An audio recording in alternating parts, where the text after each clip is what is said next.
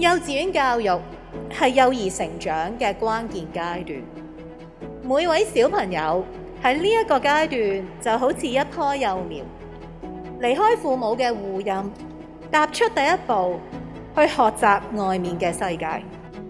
各位畢業嘅小主角，今日係你哋人生第一個畢業禮，相信呢，你哋一定又開心又興奮。我喺度祝願各位畢業嘅小朋友、小學生嘅生活愉快、健康成長。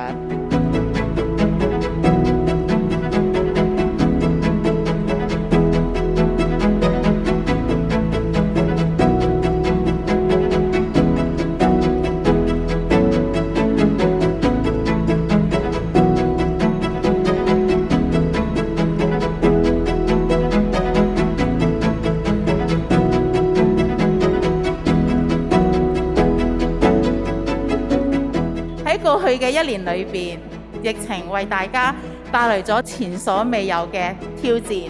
我鼓勵我哋嘅同學要抱着自強不息、堅毅不屈嘅精神，裝備自己，把握機遇。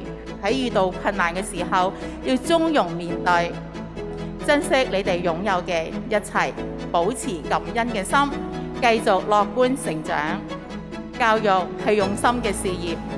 作為一校之長，我會繼續努力，帶領我哋本校嘅教師團隊迎接各種嘅挑戰。